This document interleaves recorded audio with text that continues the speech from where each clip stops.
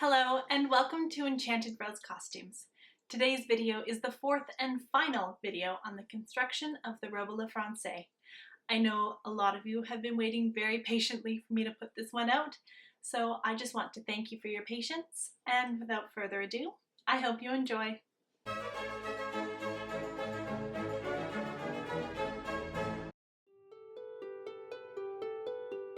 Beginning with the skirt trim, I created a template and then traced it out on my silk with a heat-sensitive pen.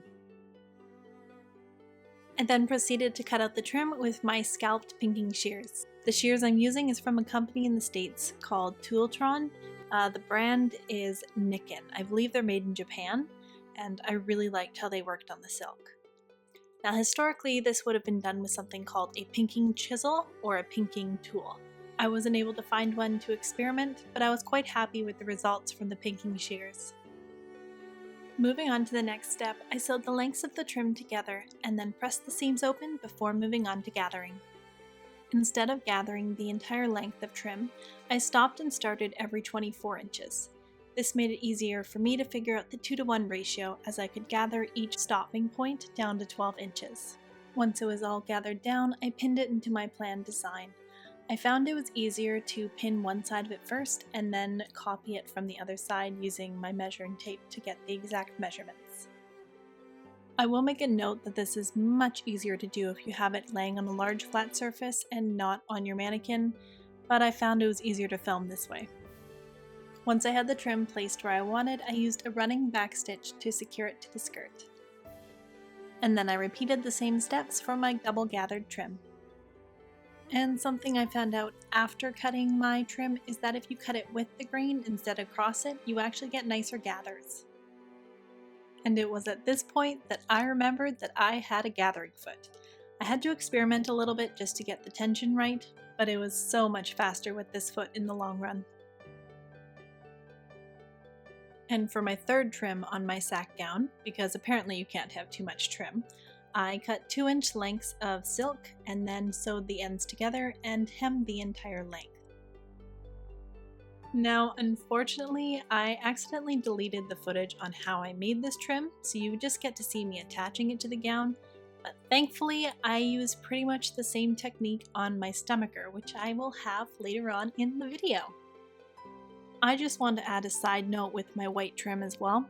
You can see in these shots that it is slightly starting to fray, and that's because I forgot to put fray check on. So unless you are a fan of the fluffy fraying trim look, don't forget to put the fray check on. I didn't have much whole fabric left at this point, so for the bottom ruffle I cut a 13-inch wide strip, and then pinked the bottom and top edges as before, this time using fray check. I then sewed 2 gathering lines and then moved on to my bottom edge cutouts. The tool that I'm using to cut out the holes is from Lee Valley Tools, and I got it as a Christmas gift several years ago, and I'm excited to finally be able to use it. Before using the tool, I placed a piece of leather underneath the silk to protect the punch's blades. I then just pressed down, following the design that I already marked on my silk. The punch design inspiration came from a 1765 painting of Queen Charlotte and her 2 children. If you're curious to see the painting, it's posted on my Instagram. Her skirt ruffle was quite a bit more elaborate than mine, but she was the queen. Once I'd finished cutting out the design, I gathered the skirt down to a 1:1.5 ratio and attached it to the petticoat using a running backstitch. The pattern I used for the sleeve trim comes from Costume Close-Up. I knew by this point that I would be having to piece at least some of my trim, so I laid out all my pieces, making sure that the grain line was following the right direction, and I began pinning pieces together to see how I could make it all fit together. It was kind of like doing a jigsaw puzzle, but you have no idea what the end is supposed to look like. Once I'd finished puzzling everything together, I used a felling stitch to join the seams, encasing the raw edges inside of the seam.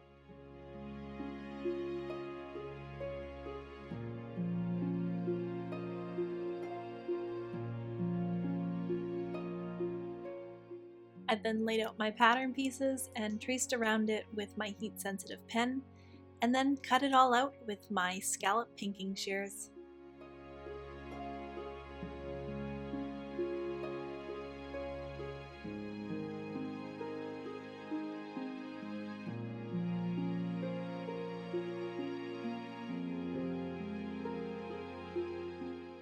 With right sides facing each other, I joined together the sleeve ruffle seam with a felling stitch.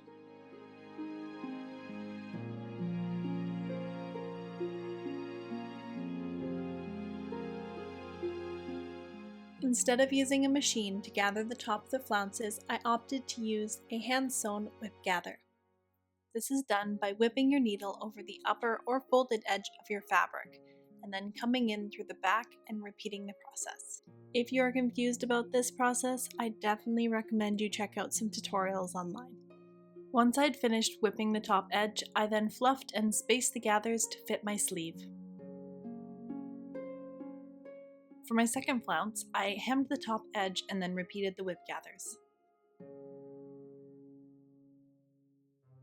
To finish off the sleeve, I attached the bottom ruffle with a whip stitch and the top ruffle with a running backstitch. For the engagants, or elbow ruffles, I cut a length of embroidered net lace and an upper and lower sleeve flounce out of cotton voile. To add yet another level of opulence to my ruffles, I decided to finish the edges of the voile with a lace. Now, the lace I chose is not at all historically accurate in any way, but it was in my stash, and I promised my husband I wouldn't buy any more fabric for this project. With right sides of the lace and voile together, I sewed along the bottom edge of the ruffle.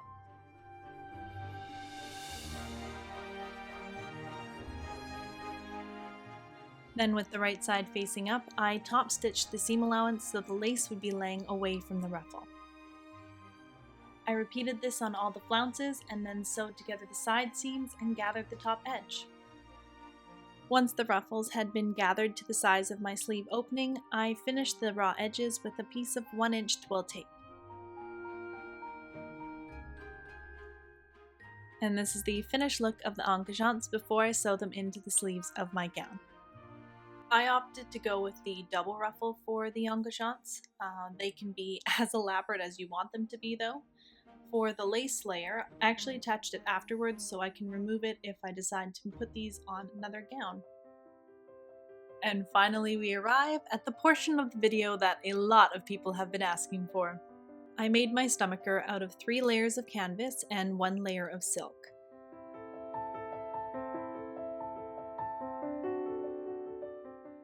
Using 2 layers of canvas, I created the structural portion of the stomacher by adding bones and any other structural details. I just wanted to make a point that not all stomachers have or need boning. Because of how elaborate I was making my trim, I decided to add boning so I didn't have to worry about it potentially shifting later on. Also, for my boning, I opted to use zip ties because apparently it's very close to baleen. I only used 4 bones in my stomacher, 2 going down the center front and 2 going down the sides, and I cut them slightly shorter so I wouldn't have to worry about them interfering with the seam allowance. For the decorative base layer of the stomacher, I trimmed the canvas down by 1/4 inch and then wrapped the silk around the edge and sewed it together with a running stitch. With the seam allowance sewn down on the structural part, it was time to combine the 2 layers. I pinned the finished edges of my silk layer over the structural layer and then whipped everything together. I decided to add the extra layer of canvas to my stomacher because I found that the single layer of silk was too thin and it ended up showing the bone through the other side. So by adding the extra layer of canvas, I had a nice clean finish on the edge of the silk and no visible bones from the outside. Off camera, I also added twill tape tabs so I could pin the stomacher to the stays. I cut an array of lengths of 4.5 inch wide strips of silk that I used for my trim on my stomacher. For the puffed portion of my trim, I sewed the strips into tubes with a 1/4 inch seam allowance, then turned the right sides out and marked 2-inch increments on the back side of the strip. I then used a quick running stitch to gather the trim, tied it in a knot, and whipped around it a couple times to make sure it was secure.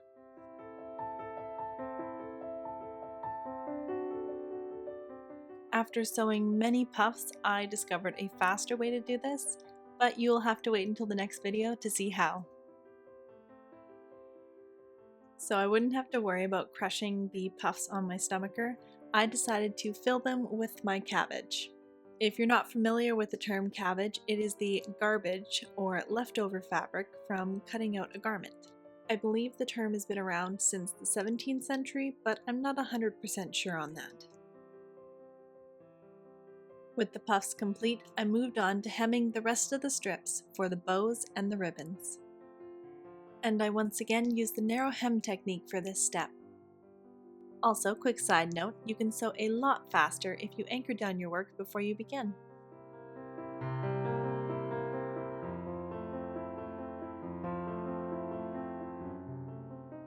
To make the fake bows, I sewed together the ends of a strip, then gathered it down the center.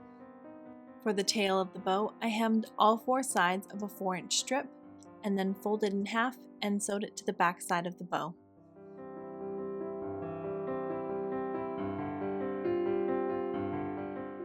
For the center of the bow, I cut a 1.5-inch square, folded under the raw edges, and sewed it in place. And the faux ribbon under the bow was just pinched in the center to make it appear that the bow was tied in place. And the ends of the ribbon were tacked to the back of the stomacher.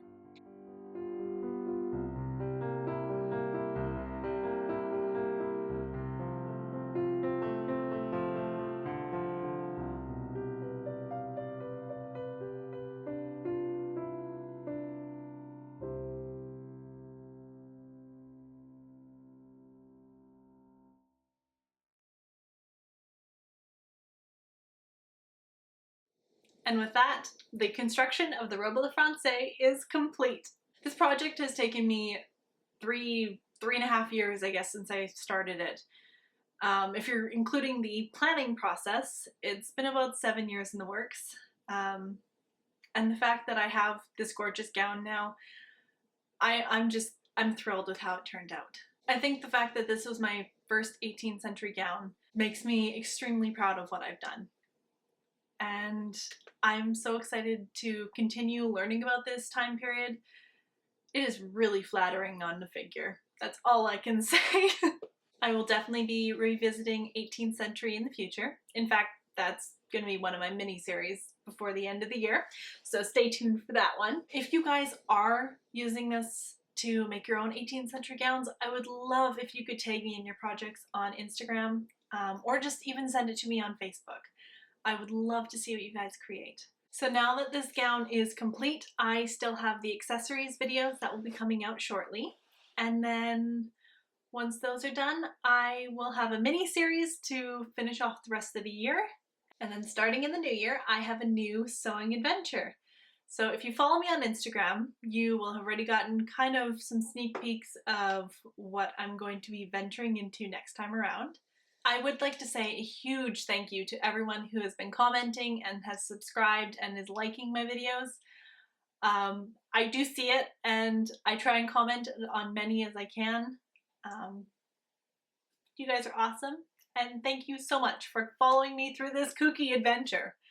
Anyways, I hope you guys have a lovely day. Bye!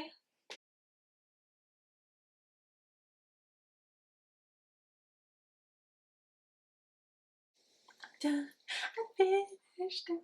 I finished it. Oh yeah. Oh yeah.